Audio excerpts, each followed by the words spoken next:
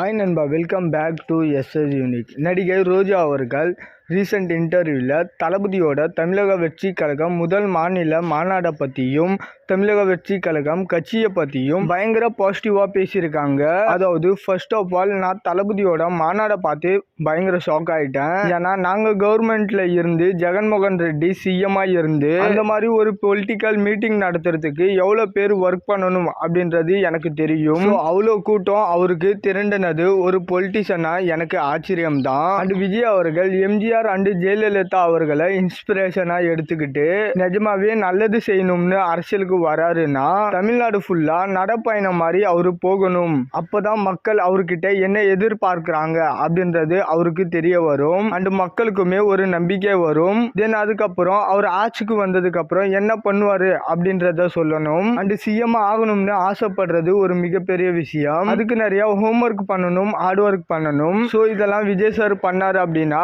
கண்டிப்பா மக்கள் அவரை பிளஸ் பண்ணுவாங்க அப்படின்ற மாதிரி தளபதியோட தமிழக வெற்றி கழகம் முதல் மாநில மாநாடை பற்றியும் தளபதியை பற்றியும் பயங்கர ஒரு பாசிட்டிவான வார்த்தைகள்ல தான் பேசியிருக்காங்க ரோஜா அவர்கள். அண்ட் ஜெயலலிதா அவர்களுக்கு அப்புறம் ஓரளவுக்கு ஃபீமேல் செலிபிரிட்டின்னு பாலிடிக்ஸ்ல ப்ரூவ் பண்ண ஒரு ஆக்டர்னா அது ரோஜா அவர்கள் தான். ஸோ அவங்க இந்த மாதிரி தளபதியோட பொலிட்டிக்கல் பார்ட்டியை பற்றி பாசிட்டிவா சொல்லியிருக்கிறது நல்லா இருக்கு பார்க்க. அண்ட் தளபதியோட இவங்க ஹீரோனியா நடிக்கலனா கூட நெஞ்சுநிலை படத்துல ஒரு செம்மையான ஸ்பெஷல் சாங்க்கு வந்து தளபதியோட ஆடி இருப்பாங்க.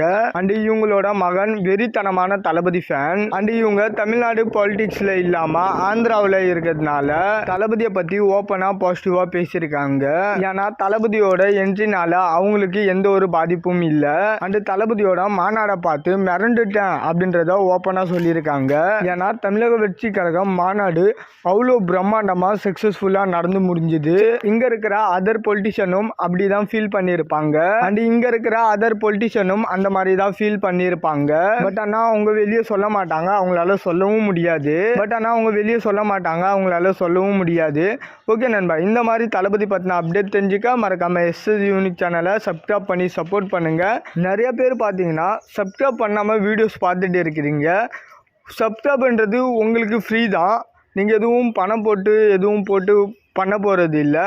சப்ஸ்கிரைப் தானே பண்ணி விட்டுருங்க. நீங்கள் கொடுக்குற லவ் அண்ட் சப்போர்ட்னால தான் என்னால் இதை விட இன்னும் பெட்டராக பார்த்தீங்கன்னா வீடியோஸ் பண்ண முடியும். அதுக்கு உங்களோட லவ் அண்ட் சப்போர்ட் பார்த்தீங்கன்னா எனக்கு ரொம்ப முக்கியம். ப்ளீஸ் சப்போர்ட் பண்ணுங்கள். சப்ஸ்கிரைப் பண்ணி இந்த வீடியோ பிடிச்சிருந்ததுன்னா உங்கள் ஃப்ரெண்ட்ஸுக்குமே ஷேர் பண்ணி சப்ஸ்கிரைப் பண்ண சொல்லுங்கள். மீண்டும் சந்திக்கும் வரை நன்றி, வணக்கம்.